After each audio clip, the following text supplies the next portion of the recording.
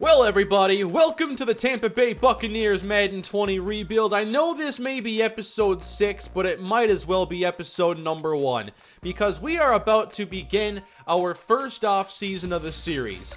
Year 1 is always interesting getting to know the team, but I don't really make any changes or do anything significant. All the fun really begins in year 2, and today we get underway with the off season. I cannot wait. Thank you for all the support to begin this series. I really enjoy doing series like this, and already I think we've had some good fun, but we're not a good team. We're picking at number 1 overall. There was only really one good game this year. It was our first one. So now we've got to figure out what does it take to get the Tampa Bay Buccaneers to do better than 3-12-1. Well, obviously, I plan to add a new quarterback this year, and there's not really a lot of drama around it because there's only one first-round quarterback that's projected to go early, and we have the number 1 pick. Former number 1 pick, Jameis Winston, will not be re-signed by the Tampa Bay Buccaneers. It just hasn't worked out here. The 5 years he had a chance in Tampa Bay, the play was never consistent enough, and there were still too many mistakes.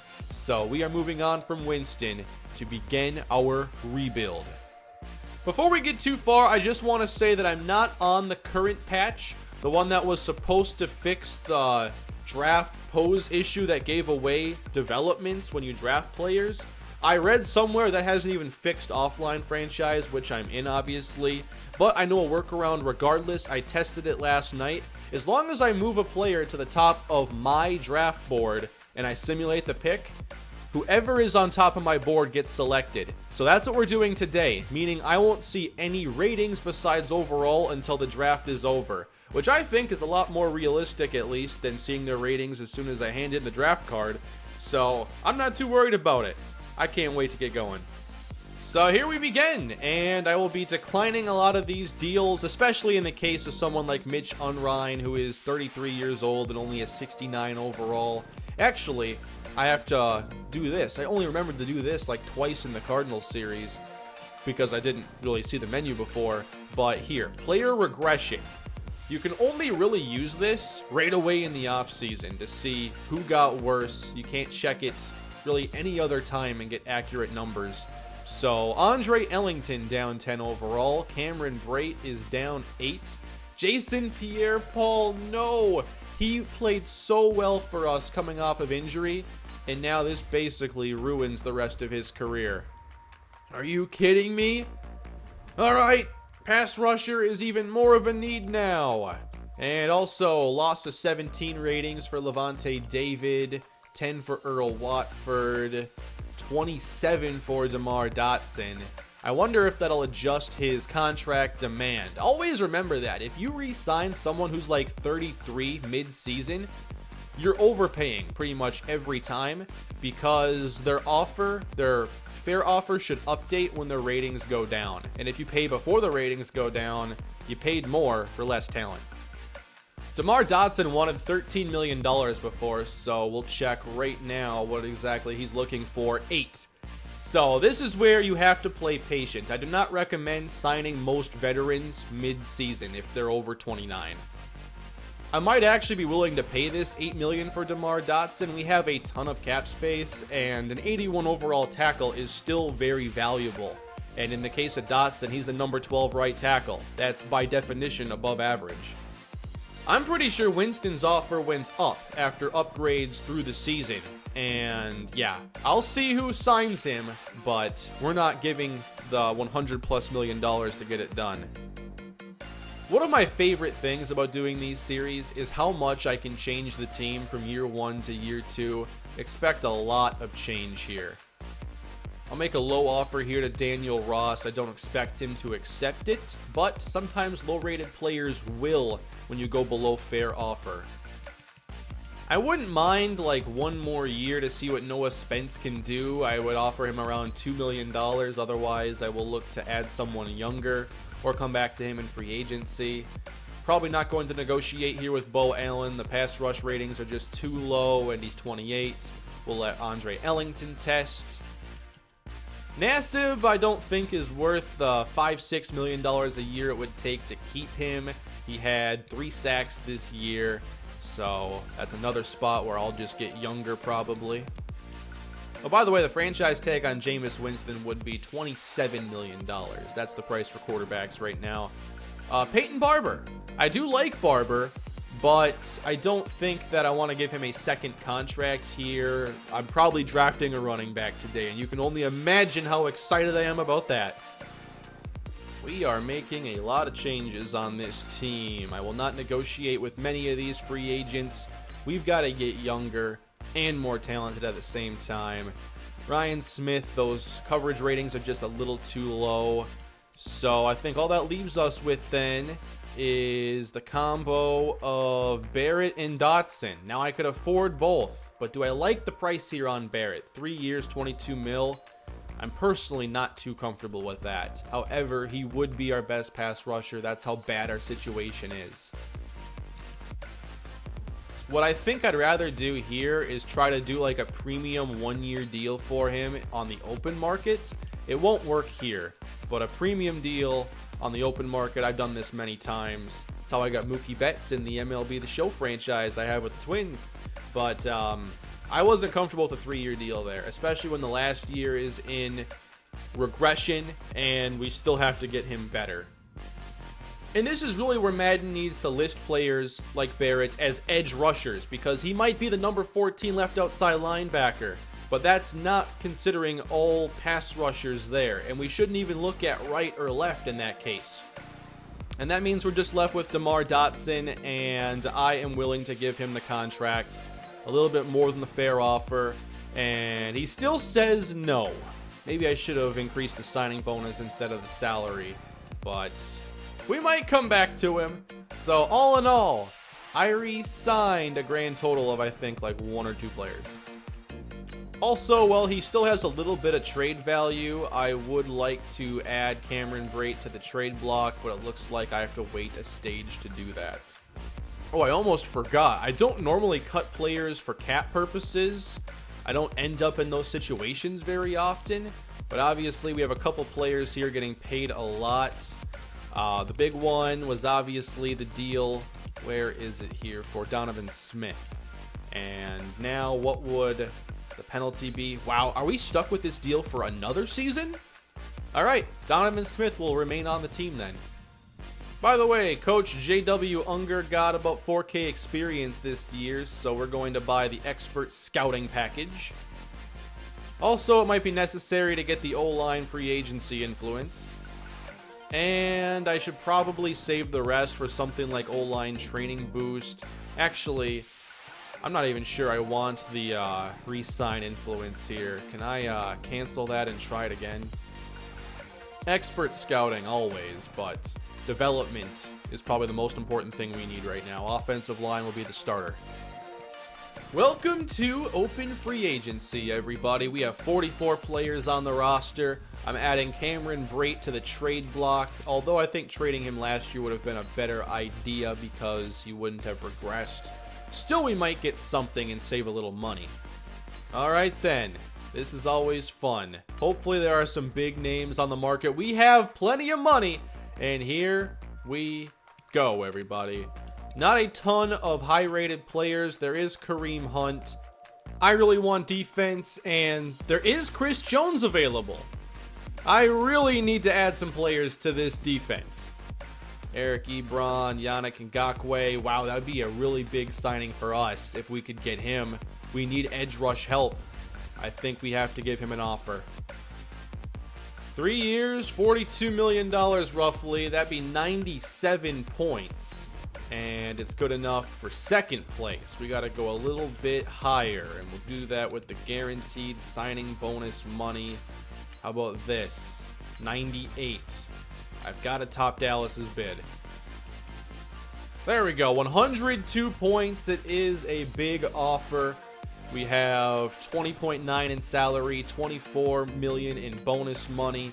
But for a player like Ngakoue, it would certainly help our defense. That was horrible last season. He has 91 finesse move. And this is where they need to show us some stats. Like, I want to know, does he have a double-digit sack season recently? Or did he have a good season last year? There are some other players we could sign here. There's Miles Jack at middle linebacker. I guess I don't need him in this series. I would need him in the Broncos series. Jason Verrett. I mean, he would, on day one, be our highest-rated corner. There are no bids out yet for DeMar Dotson, so I'm coming in with a lower offer in that case, but still a 1-year deal. That is 61 points. By the way, still getting familiar with where our team is at. Just looking at all the spots we could use upgrades. Basically, almost the entire offensive line. Marpet, by the way, did make the Pro Bowl. I missed that last episode, but we still have to put a lot more talent around him. It's easier to talk about the positions that are not needs on this team, like off-ball linebacker is pretty much taken care of. I think I have to go after two of the best defenders out there. Chris Jones, Torres Pectoral, he'll be back for the preseason. I think adding him and Yannick Ngakoue would give our defense a chance to be a lot better in year 2. And we've got to use this cap space to sign some good players. I also have to remember we still need backups. There are probably going to be some injuries, so someone like Darren Lee on a 1-year deal could play a role if necessary. Trey Waynes is someone that could help us out a little bit at corner. I know he's only a 78 overall, but we need all the help here we can get, so I'll make a 1-year deal on Trey. This is so out of the ordinary for me in free agency, because for one, I'm not used to playing with a team this bad. I just built one up for like 18 seasons, but this team is so bad and has so much space, this is what I have to do. Now, I could have gone after someone like Ronald Darby, but the thing here is I also am developing some players, so I do want them to play, otherwise they're not really going to get a lot better. Sean Murphy-Bunting does have star dev. Vernon Hargreaves entering a contract year, plus there are rookies I like, so I'm not attacking the top of every position group. Oh, by the way, Winston has 3 bids, the highest coming from the New England Patriots to replace Tom Brady. Alright, that could be a really big development. Teddy Bridgewater. Teddy's available, and we need a backup. It might not be Miami, where Teddy's from, but why not come to Tampa and help us out a little bit? This is most certainly not going to work, but it's worth an attempt. 24 points? I didn't know it could go lower than like 40. That's a lot of offers we've made now. We've made 6 offers, 5 realistic ones. So why don't we see now if we can add any new players? This could help out the rebuild so much. On to stage 2. Do we have any new Buccaneers on the team, everybody? Rejected by Chris Jones. I'm afraid to scroll. Accepted by DeMar Dotson. So I played the long game, and I basically got him for half the original offer. But that's not the victory I need here. I need Yannick Ngakoue. Yes, we got him! We got him. Okay. We got a pass rusher. A very good one. But we miss out on Chris Jones, surprisingly. You know, I'm pretty sure that in another series I've done, Ngakoue went to the Buccaneers. That might have even been my Cardinals rebuild. But there we go. A superstar pass rusher added to the team. And how many sacks did he have last year? 6.5, a career low. But I'm counting on him to be very productive. And of course, given our scheme, I'll be moving him to outside linebacker. And I'll do that now before there are 14 comments telling me I forgot. So free agency continues. Our cap space is still looking good. We could sign Drew Brees here for a year. Don't think it would be a good long-term move. Looks like for Darren Lee, yeah, you guys can compete for that bid. We're not getting Teddy Bridgewater. So Chris Jones instead picked the Colts, who gave a 100-point bid. I can't remember how many points mine was, but I feel like I made a very competitive offer. Ebron to Miami, Hooper to Arizona, Shazier to Washington, Aguilar gets a big deal from Tennessee, who just spent some high picks on Corey Davis and A.J. Brown. Miles Jack to Houston. Cody Whitehair. I thought about negotiating for him. That's probably one I could have done, but I already put in a lot of bids for other players. If he were still available, I'd probably put in an offer. And Jameis did indeed get what he wanted from the New England Patriots, so he replaces Tom Brady, and we're left searching for our replacement. We have some work to do along our offensive line, and I'm going to sign Graham Glasgow to hopefully help us out in that department. He is a 28-year-old guard, and I think we could get him for a pretty decent deal here. We have so many spots on the O-line to figure out. Plugging a gap with a free agent is something we should be doing. I'm still searching for a backup quarterback, and I need to maintain enough cap space to do it because it's hard to get even players like Case Keenum if all you do is throw a low ball offer. I will keep trying. 55 points, that has a chance of working out. I'm also going to see if Barber wants to come back on a small one-year deal, $2.6 million 1 year, 44 points. But now we can talk about the draft. Knowing we're going to be selecting at number 1 in each round, we don't have a 7th round pick. We have 6 total to make. And yeah, the top quarterback on the board is Tyrus Sparks. Although it looks like the board updated, because Winslow was like a 3rd round prospect earlier. He's an early 1 projection with late 1 talent. And then there is Tyrus Sparks, who is late 1 talent, late 1 projected. Now, Sparks was my top pick the entire way. He still has better ratings here than Winslow, although that B+ deep is very intriguing. But knowing mid and short right off the bat are good. Pretty happy about that. Sparks ran a 5.3, Winslow a 5.3 as well. Outside of those two, we don't have a great quarterback class, although someone like Tyrone Peoples might not be a bad backup. But if we only have 6 picks, do you really spend 2 on a quarterback with our roster? Probably not. Only 2 running backs on my board. I guess I get to scout some more of them. J.D. Boyce, 21 years old, very good agility, adequate speed. I like his skill set. I need someone that can start potentially. Could that be Daquan Samuels? He ran a 4.39. Carrying is high. Juke and elusive are high. I'd be very interested in him. Okay, 7.4.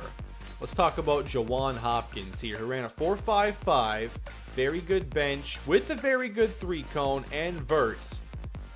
I don't know what makes him only a mid-5 talent, but I'm still really interested. Here's a 2nd round talent I found in the 5th round. And he has very good vision, spin, and carrying. And in the series like this, where it's CPU controlled, things like ball carrier vision are really important. He also has good speed and agility, and nothing stands out as being too low. Oh wow, Richard Martinez at left tackle. A- across the board. Very, very interested. Early 1 talent. On to stage 3, and we are rejected by Darren Lee, Teddy Bridgewater, but not Case Keenum, who is still considering the offer, it would appear. Are you kidding me, Miami? You're still doing this? Another year of high bids?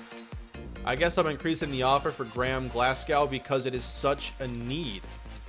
I can't count on filling every need in the draft. We only have 6 picks, and we can't just trade down. We've got to get premier talent on this team. Trading down doesn't make enough of a difference, but it depends on how everything handles itself. 120 points. What did I do? I guess I have to drop this signing bonus a little bit. Sorry about that. How about 112 points? I just want a backup quarterback. I guess I'm not getting Keenum either. Maybe we can bring him back, everybody. Fitzmagic. Do you want to come back to Tampa for one more season? By the way, in real life, did you know that Ryan Fitzpatrick has more touchdown passes than Andy Dalton? 1st round talent here on a 4th round projected player.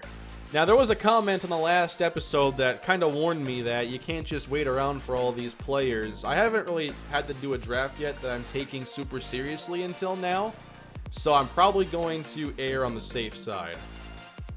7.0 combine on a lineman. First or second in literally everything. 4.86. You could play him at tight end. He's going to have really good speed for a tackle. I'm really happy with the O-line depth in this class. I do feel like we can find 2 potential starters here. But if we're spending 2 on a lineman, 1 on a quarterback, is there still room for a running back when the defense needs some help? My thing right here with the number 1 pick and this being so valuable is you need to get the sure thing. You can't miss with these picks. I'm not going to be the one to chase value here, as we do get Trey Waynes and Graham Glasgow. And what I mean by that is I want this player, but only in the right spot, and constantly trading down so you can try to make the most efficient draft. This is not the time to be efficient. This is the time to get what can make the most difference as soon as possible and not take chances.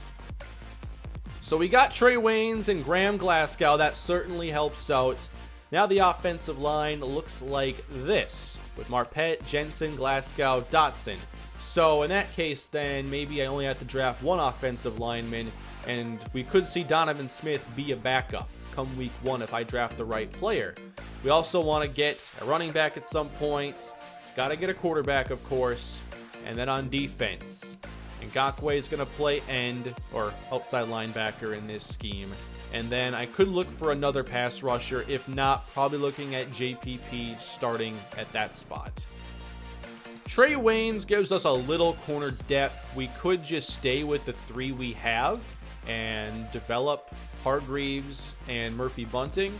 Or if I can find a premier talent, then we could end up trading somebody or something. But I'm just trying to set us up to be flexible in the draft.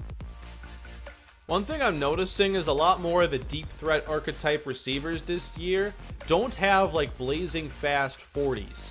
So keep that in mind when you're scouting these receivers. Like 4.47 is fast considering a lot of these players are running 4.5s. And now everybody, we have made it to the draft. We've already made some moves that make me feel a lot better about the team. Shoring up a few spots. I think that keeping Dotson was right for a year. Glasgow will help a little bit, but we could still use a young tackle to develop. And there are plenty on my board. It's a very deep position group, but we still have to find a running back and our quarterback. And then defensively, I want to come away with a pass rusher at the very least. The 2020 NFL Draft is here, and it's time to begin.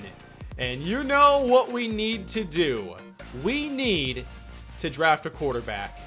And my top quarterback in this class is definitely Tyrus Sparks. Sparks had draft stories about him. His father was a coach, and Sparks has a very strong arm. He seems to have very good accuracy, and I'm confident he'll have a heightened development trait. Sparks, I believe, needs to be the first pick on this team in series history so we can build this team around a quarterback.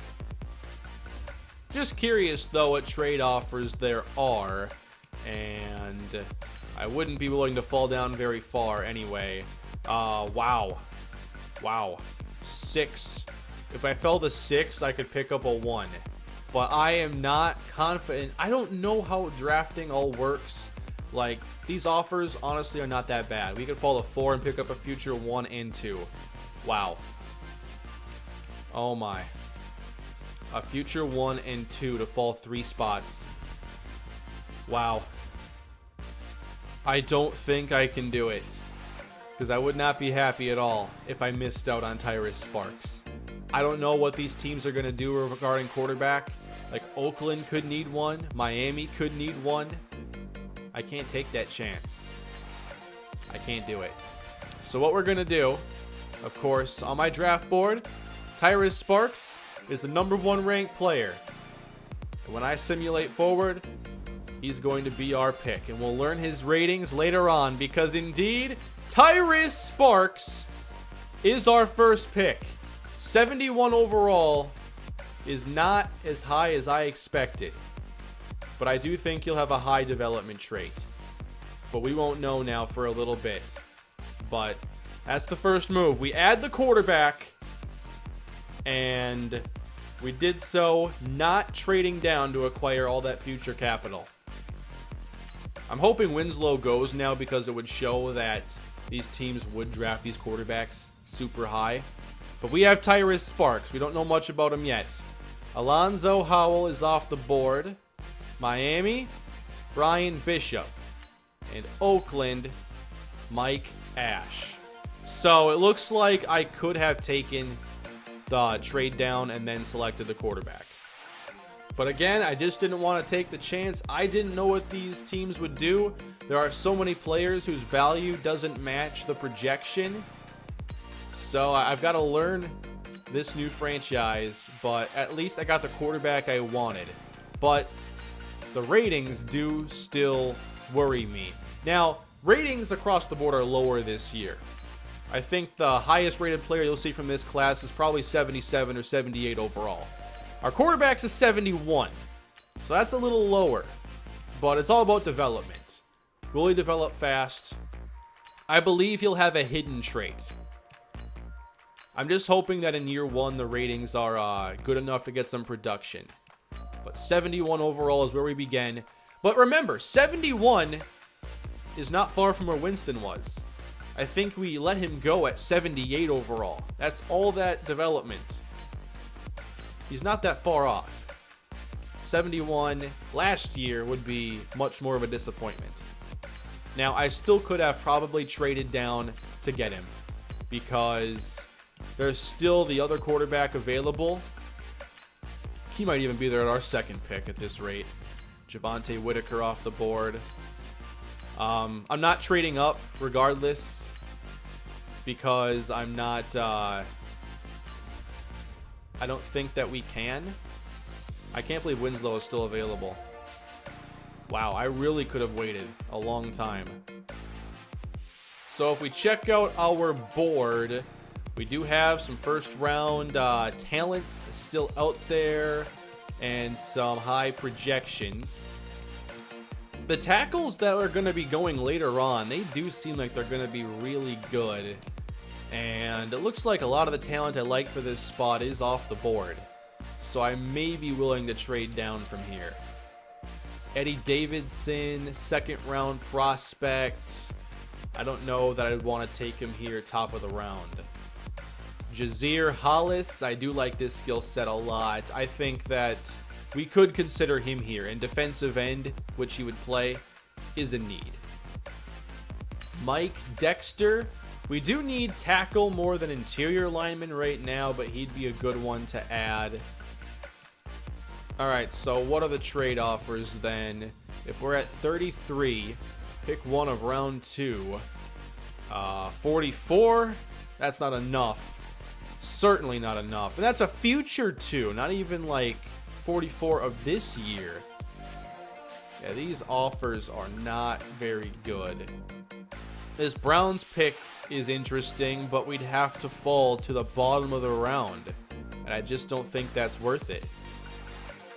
I think with where everything is at right now then, Jazeer Hollis does fit the projection, the spot, and the need, and he's a scheme fit.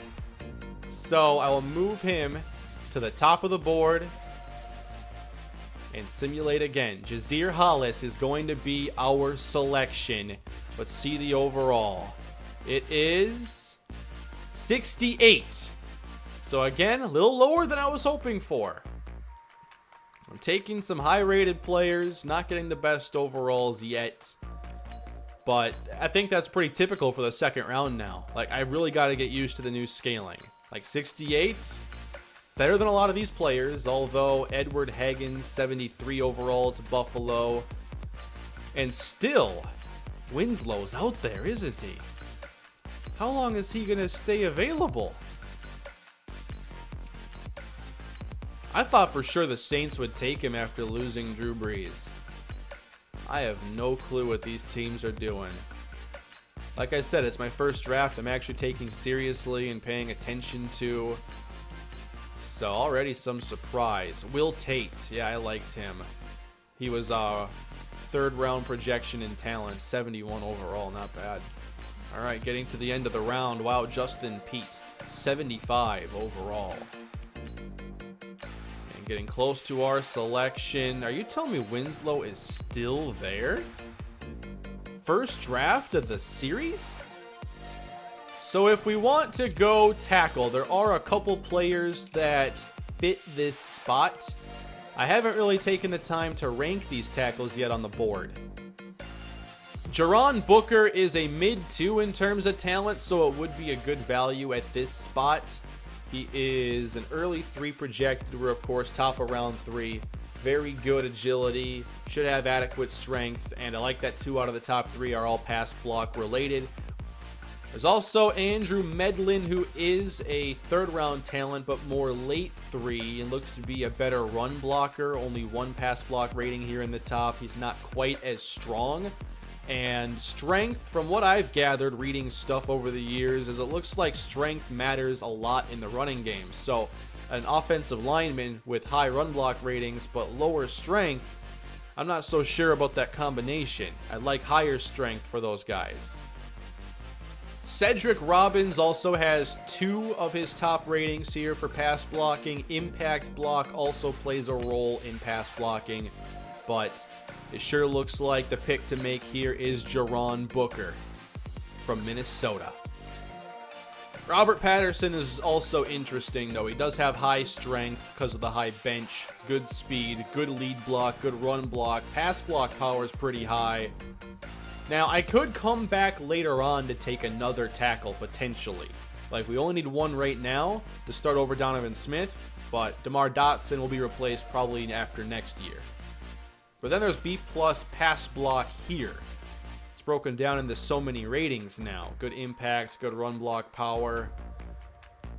I think right now I want to trust the talent grades here. 2nd round grade here from the scouting on Booker. So Booker is going to be our selection here in round 3. And so far, I'd say that the first 2 players we drafted will start. I think Booker will as well.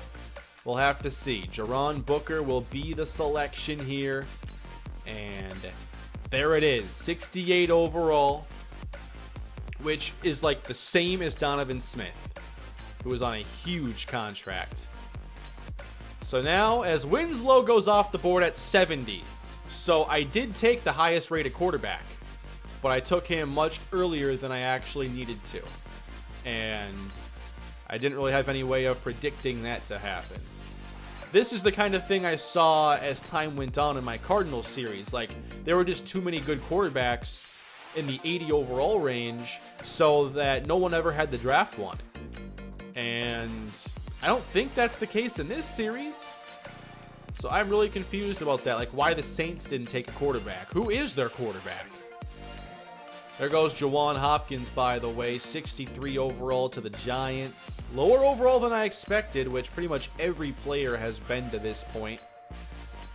Got to get used to 60 overalls. Daquan Samuels. Come on, San Francisco. 67 wouldn't have been bad. Ronald Jones could be playing himself into a starting role by default at this stage. Jordan, 71 overall. He was on the board for me. And now we are on the clock. Who's left here? Top 4. Got a good value here. Landon Baldwin at wide receiver, which isn't a major need. Still a lot of offensive linemen are out there. We have a couple running backs that I did like that fit this spot. Jesse Reyes, a power back who ran a 4.42.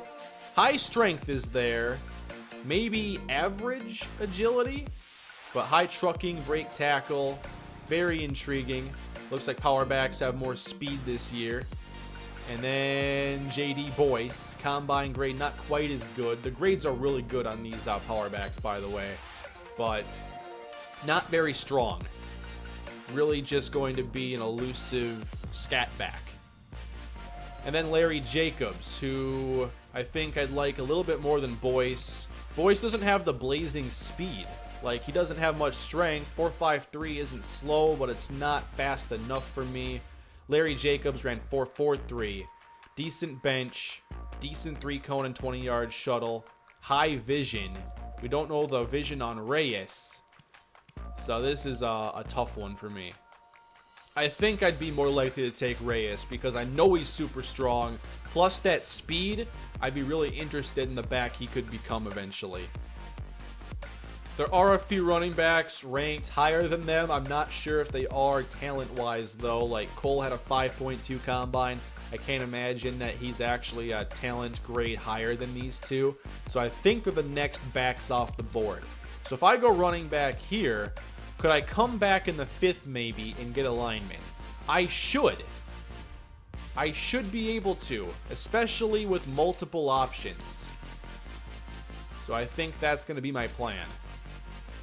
I think one of the issues I have here, though, is the defense being so bad and so far only drafting one player. But I did get Ngakoue and Trey Waynes, so that is addressing the problems. And if I want a pass rusher, well, the only one on my board was a player that I didn't even scout but has round 1 projection. Clearly, he wasn't that good. But I have no clue anything about him. I guess I put him on the board to scout later and forgot. Jesse Reyes will be our selection here in the 4th round. He could start on day 1. It looks like it could be a committee of him and Ronald Jones going into year 2. So let's skip forward. Jesse Reyes is a 64 overall running back from South Florida. It'll be very interesting to see these skill sets then when we get to the offseason or the end here. So now I'm thinking offensive line as we continue. 5th round talent. So far, I've been able to get talent to match up with where I've been selecting. So that's been nice. But I'm also picking at the top of the round, so it's a little bit easier. Mid-round now. Kevin Pierce off the board. Patrick Bradshaw. He was one of the tackles I was considering. So now, am I worried enough to trade up for Robert Patterson? I don't have any 6th round talents on my board here. I do have Martell Westerman, who is an undrafted talent quarterback. So I wonder if I just package the 6 to move up here in the 5th. Or actually, this would be in the 4th round. It might be the way to go. There is a big difference between trading up for like a 2nd round pick and then trading up in this case. All I'm giving up is a 6th. So I think this is a decent time to do this, but will it work? This is a mid 4, so I want them to fall like 15, 16 spots for a 6th round pick. Not sure if they'd take this, but they do. Okay, we're on the clock for the last time.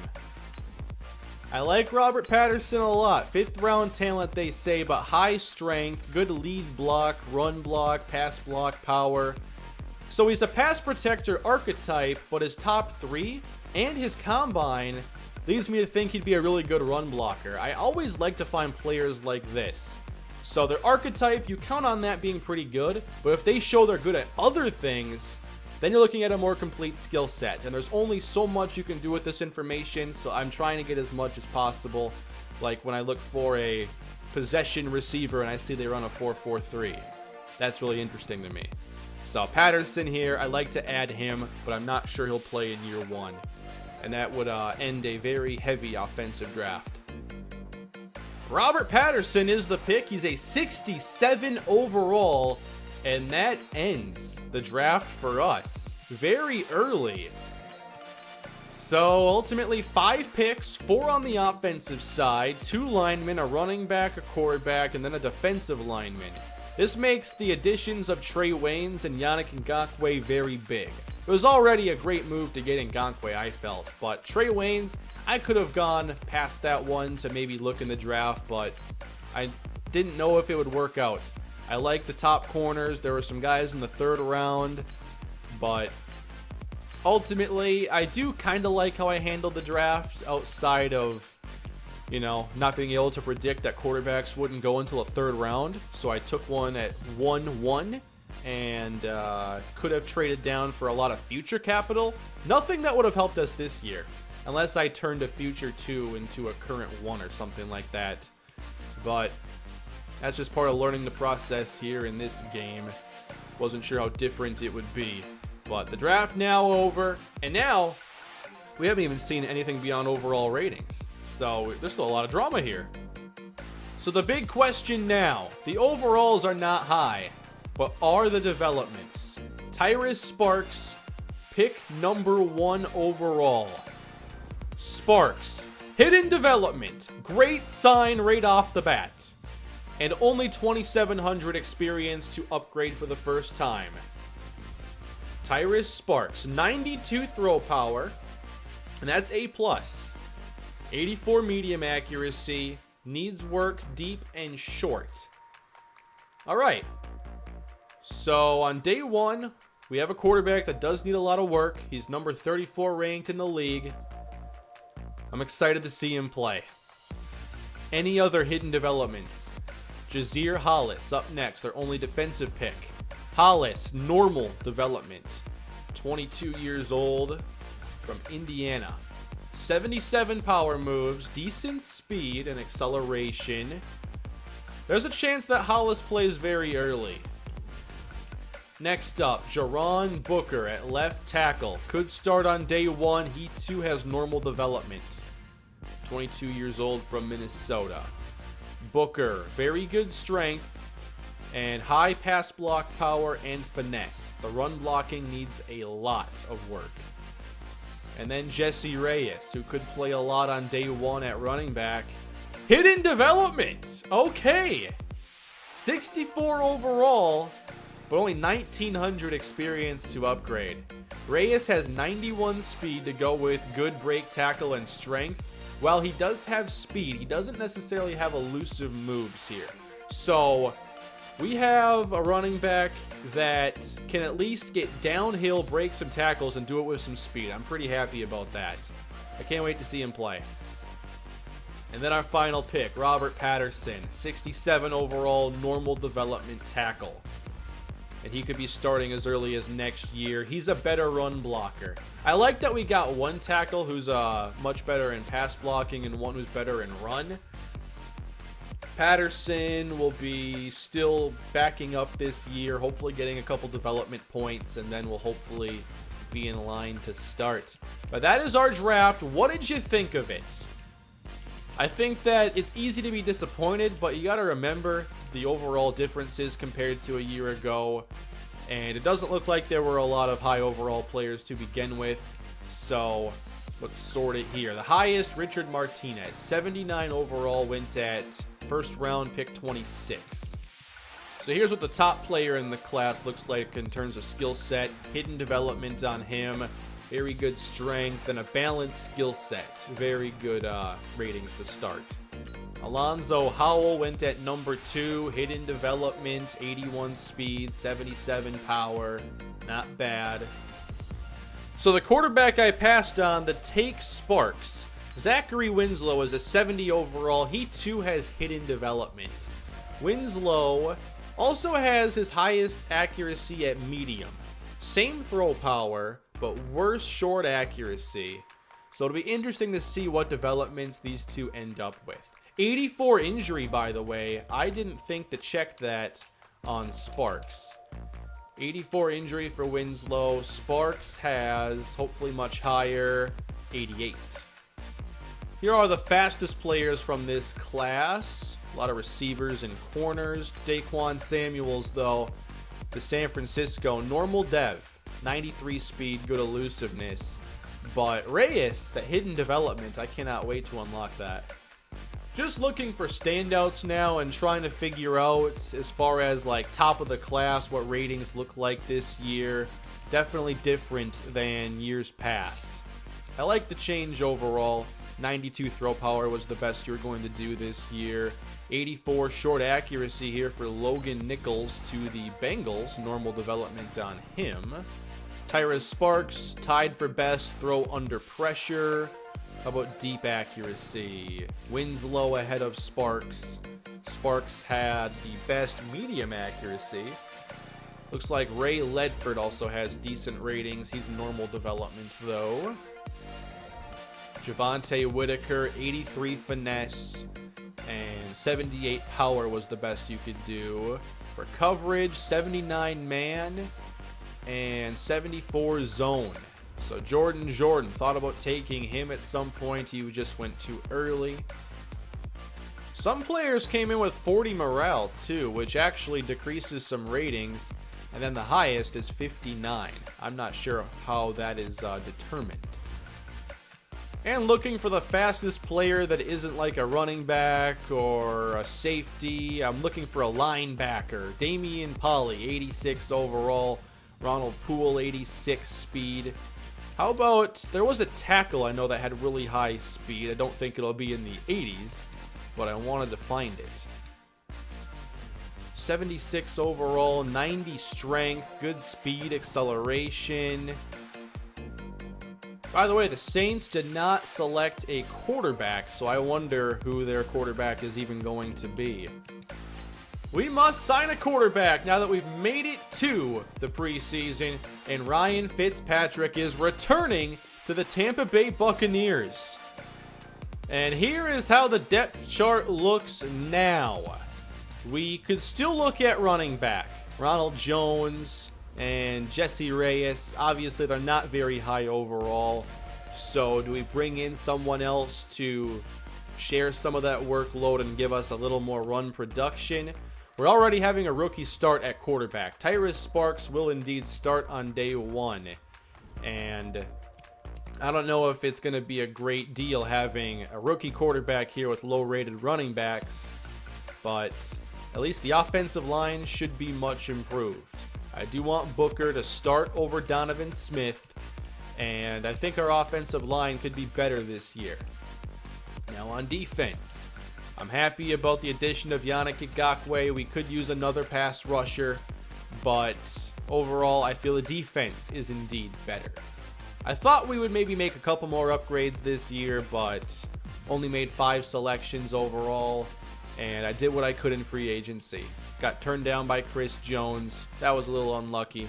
But overall, I think this team is now better. And now with Trey Waynes at corner, I can move either Hargreaves or Murphy Bunting to the slot. I like that situation. I think we can do better than 3.5 wins this year. So that's going to end this episode, everybody. And next time we'll get into the preseason, along with the true NFL debut of rookie quarterback Tyrus Sparks. Week 1, whomever it's against. By the way, you can leave some suggestions below on numbers, and I'll obviously be doing some editing to the accessories. We only have 5 rookies though, so it's not a lot to change around. But you can leave your suggestions down below. Let me know what you thought of this first off season. Now, it wasn't one that I tried to be super efficient with and trade down to see what would happen. I wanted to get our quarterback first and foremost. Now we got him, and I want to see what he can do. His first matchup, he'll go head-to-head with Patrick Mahomes next episode. Thank you all for watching. I hope you're enjoying the Tampa Bay Buccaneer Madden 20 rebuild franchise. Please leave a like and subscribe to the channel. And I'll be looking forward to upcoming episodes coming your way shortly. Have a great day, everybody.